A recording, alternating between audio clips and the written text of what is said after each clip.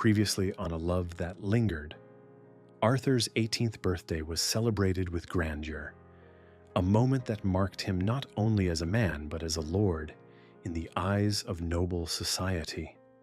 That same night, beneath the shadows of the balcony, Arthur asked Grace a question that needed no ring nor ceremony, only her heart.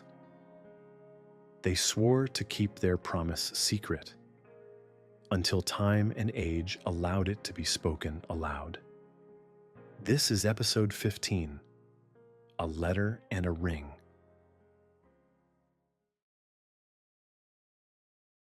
The seasons shifted gently, painting the estate in colors of change. Summer passed into autumn, and with it the manor hummed with life and duty. The air smelled of roses and clipped hedges, the gardens tended as meticulously as the ledgers Arthur kept late into the night. Grace learned to measure time, not by the ticking of the grand clock in the Caldwell Hall, but by Arthur's comings and goings. His journeys stretched longer now, visits to nearby estates, consultations with tenants, appearances at councils where noblemen judged every word of a boy who had inherited responsibility too soon. Grace did not wallow in his absence. She walked the halls as if they had become her own, though she still thought of herself as a guest. Lady Caldwell, whose gentle hands bore both age and elegance, had taken it upon herself to shape Grace into something more. A lady who will someday oversee all this, she would say, gesturing with a hand to the bustling kitchens, or to the expanse of farmland spread beneath the balcony. And so Grace learned. Accounts, provisions, the subtle balance of kindness and command that came with stewardship. Oliver was her anchor in those lessons.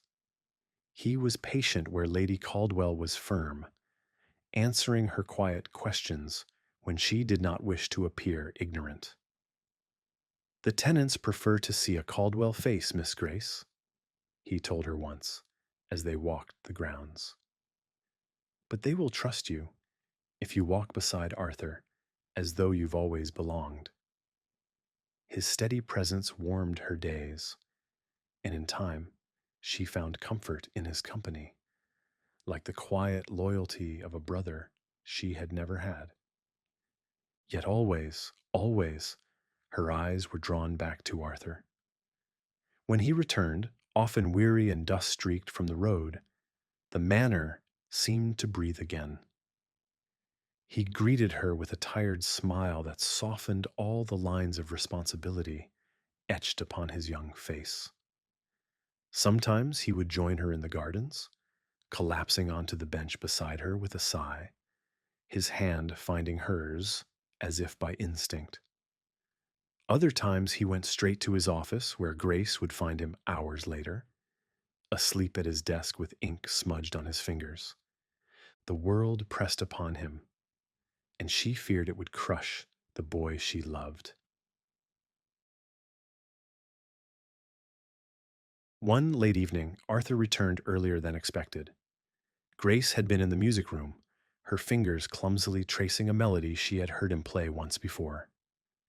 The notes faltered when she heard the familiar stride in the hall. She rose to greet him, prepared for the usual exhaustion, but he surprised her. "Grace," he said, voice rough but brightened by something beyond fatigue. His cloak hung carelessly on one shoulder, his hair damp from a light rain, but his eyes held an intensity that silenced her greeting. "I have something for you." From his pocket, he drew out a small velvet case, and in it lay a ring, a delicate gold band crowned with a modest but clear sapphire, pale as the sky after a storm. Grace's breath caught, her hand trembling as he slipped it onto her finger. "I stopped at your father's estate," Arthur explained softly. "I could not. I would not let another month pass without asking his blessing. He gave it freely with your mother's consent." And he wrote this. He drew out a folded letter, pressed with the Everly seal. Grace's eyes filled with tears as she took it. She read her father's words by the fire later that night. Words of pride, of trust, of joy, that she had found love with the son of his dearest friend. Her mother's neat script followed, reminding her daughter to eat well, to rest, to keep Arthur company when his burdens weighed too heavily. When she looked back at Arthur, his head had dropped against the chair, sleep already overtaking him. His shoulders slumped, his breathing heavy. Grace touched his hair gently, her heart aching with love and fear in equal measure. He had given her a ring, a blessing, a promise. But he had also given her a glimpse into his growing weariness, the price of the world pressing upon his young frame. The days that followed brought both joy and unease. Grace carried the ring in secret, hidden beneath her glove when they received guests. Only Lady Caldwell noticed, her sharp eyes flickering once before softening into approval. Oliver, too, seemed to sense the deepening bond, though he said nothing, his smile as patient as always. But Arthur changed. He still smiled for her, still took her hand when the halls were empty. But more often she found him bent over maps, over lists, over reports that never seemed to end. Once she discovered him asleep at his desk, candle burnt down to wax, a quill dropped from his fingers. She touched his hand, whispering his name, and he startled awake, eyes haunted for a fleeting moment before relief, replaced it. "I am fine, Grace," he said. He always said it. She never quite believed it. One evening, when the manor lay quiet and rain pattered softly against the windows, Grace entered Arthur's study. He had not left it all day. She found him again asleep, slumped over his work. Papers spread before him like the battlefield of his young life. Ledgers, letters, agreements inked in his careful script. "Arthur," she whispered, kneeling beside him. His eyes opened slowly, heavy with fatigue, but he smiled when he saw her. "Grace, I did not hear you." "You never hear me when you push yourself this far," she said, her voice trembling despite her efforts to keep calm. "You will lose yourself to these burdens before you ever live long enough to see them eased." He reached for her hand. "I cannot put them down. These people, this land, they depend on me." "And I depend on you," she replied, tears slipping free at last.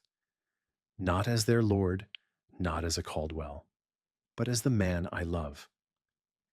Will you not share these burdens with me? Even if I cannot take them all, let me take some." His silence stretched long, broken only by the rain outside. At last, he pulled her gently into his arms, resting his forehead against hers. "I fear if I give you even a fraction, you will see how weak I am." "I already see," Grace whispered, "and I love you all the more for it." The fire crackled low as they remained together in the quiet of his study, Grace's hand resting over the ring he had given her, hidden beneath her sleeve but warm against her skin. Arthur kissed her hair, his voice soft as though speaking a vow meant only for her. "When the world feels too heavy, it is you who reminds me why I carry it." Grace closed her eyes, her heart steady with both love and fear. For in that moment she knew she would stand beside him through every storm, even if it meant watching the toll it took upon him. Outside, the rain ceased, the air thick with the promise of a clearer dawn. But within Grace's heart, a shadow of unease lingered. For as much as Arthur gave, she wondered how long he could endure before the weight consumed him. And so, as the candle sputtered low, and night gave way to morning. The question hung unspoken between them: how much more could love endure before sacrifice was asked of it?